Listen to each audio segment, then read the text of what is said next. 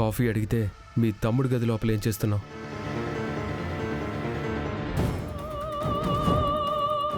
బిందు, నువ్వెప్పుడొచ్చావు? బావా ఇప్పుడే వచ్చింది. అంటే పెళ్ళైపోతుంది కదా, మన పూరిని కలిసి మాట్లాడదామని వచ్చింది. కానీ మీ ఇద్దరికి పడదు కదా, నీకు పూరికి. ఓహో, అడ్జస్ట్ అయ్యారా?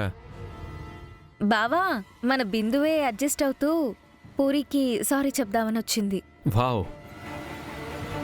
పూరి లేకపోయేసరికి మన శివతో మాట్లాడుతుంది. అంతే కదా బిందు? అవునదినా.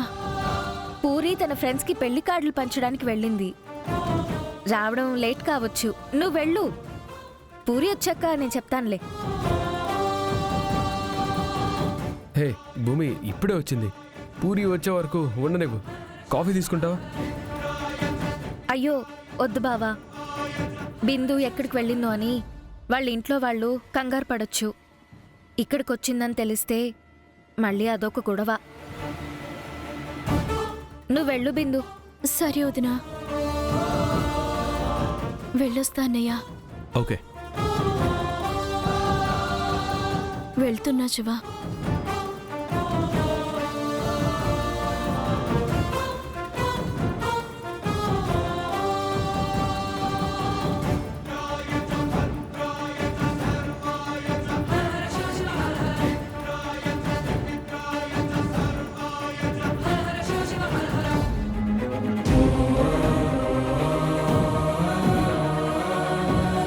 బావా నువ్వు పద, నేను కాఫీ తీసుకొస్తాను. ప్లీజ్.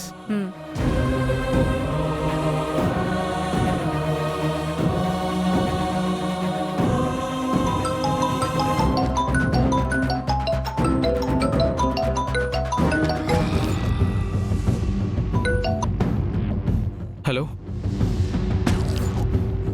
శివ. శివనే మాట్లాడుతున్నాను. మీరెవరు? నా పేరు అపూర్వ. నీతో ఒక ముఖ్యమైన విషయం మాట్లాడాలి. మా అక్క భూమి అంటే మీకు పడదు కదా, నాతో ఏం మాట్లాడతారు? నేను చెప్పింది విన్నాక కదా నేనేం మాట్లాడానో నువ్వేం విన్నావో తెలిసేది. ఇప్పుడు నేను ఒక లొకేషన్ షేర్ చేస్తాను, అక్కడికొచ్చేసి.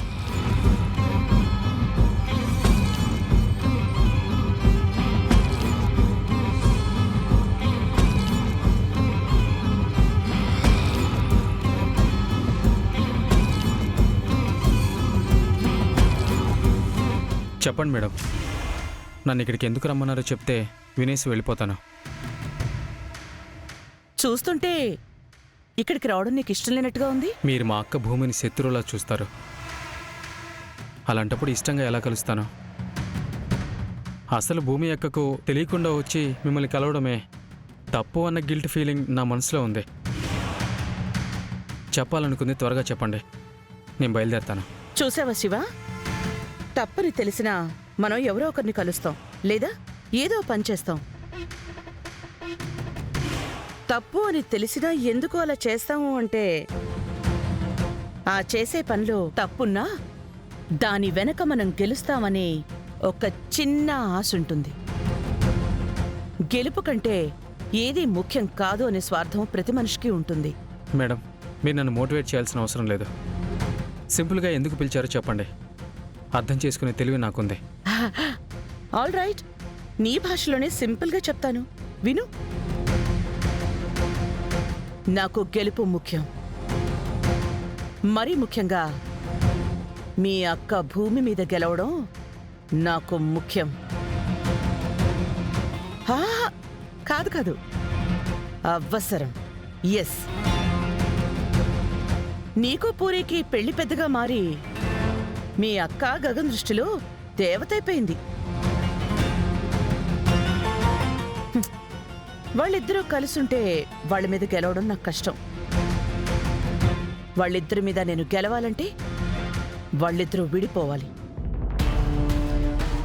విడిపోవాలి అంటే పూరికి నీకు జరుగుతున్న పెళ్లి చెడిపోవాలి.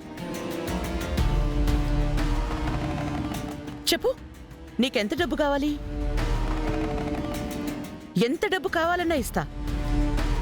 ఏ దేశంలో కావాలంటే ఆ దేశంలో నిన్ను సెటిల్ చేస్తా. నువ్వు సింపుల్గా ఈ పెళ్లి నుంచి తప్పించుకుని వెళ్ళిపోతే చాలు. That's all. మిగతా నేను చూసుకుంటా. సారీ మేడం, దీనికోసమే మీరు నన్ను పిలుచుంటే మీ ఆశ నెరవేరదు. మా అక్క మీ చేతుల్లో ఓడిపోవడానికి నేను కారణం కాలేను. వస్తాను మేడం. 1 మినిట్ శివ. హ, నేనేదో ఒట్టి చేతులతో వచ్చి నీతో బేరం ఆడుతున్నాను అనుకోకు. వెయిట్.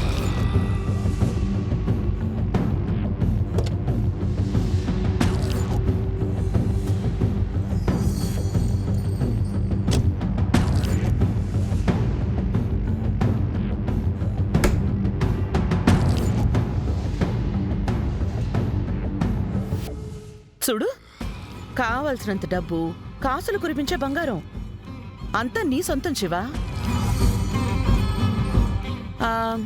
చాలదు అనుకుంటే ఇంకా ఇవ్వడానికి సిద్ధం.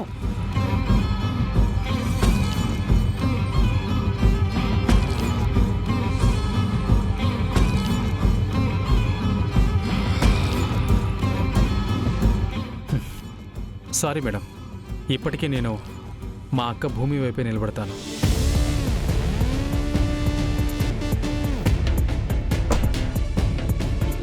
మా అక్క భూమిని ఓడించడానికి ఇంకేదైనా దారి చూసుకోండి. మీరు చెప్పినట్టుగా మా గగన్ బావ భూమి యొక్క పక్కనుండగా ఓడించడం కష్టం. వస్తాను. పోనీ ఆ బిందుని పెళ్లి చేసుకుంటావా శివ? పోనీ ఆ బిందుని పెళ్లి చేసుకుంటావా శివ? పోనీ ఆ బిందుని పెళ్లి చేసుకుంటావా శివ? పోనీ ఆ బిందుని పెళ్లి చేసుకుంటావా శివ?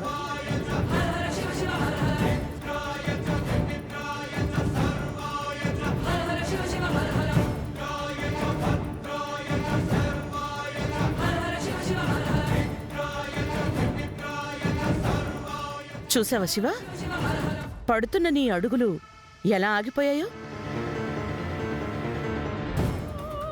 చెప్పాను కదా, ఎవ్వరికైనా గెలిపే ముఖ్యమని. అది కొందరికి జీవితంలో కావచ్చు, మరికొందరికి ప్రేమలో కావచ్చు. శివ, మీ అక్కే ప్రేమించిన వాడిని గెలుచుకున్నప్పుడు నువ్వు నీ ప్రేమను దక్కించుకోవడంలో తప్పే ఉంది. అంటే నేను బిందు ప్రేమించుకుంటున్నామని? I know. పరుగు పందెంలో నువ్వు గెలుస్తున్నప్పుడు పరుగునొచ్చి తను నిన్ను కౌగిలించుకుందే, అప్పుడే అనుమానం వచ్చింది. నువ్వు బురకా వేసుకుని మా ఇంటికొచ్చినప్పుడు అది మరింత బలపడింది. అర్ధరాత్రి పూట మా ఇంటికొచ్చి నువ్వు దొరికిపోయినప్పుడు అది కన్ఫర్మ్ అయింది. అలాని నేనేదో కంగారు పడిపోయి ఏదో నిర్ణయం తీసుకునే మనిషిని కాదు. వచ్చిన అవకాశాన్ని వాడుకోవడం కోసం, టైం కోసం వెయిట్ చేస్తాను.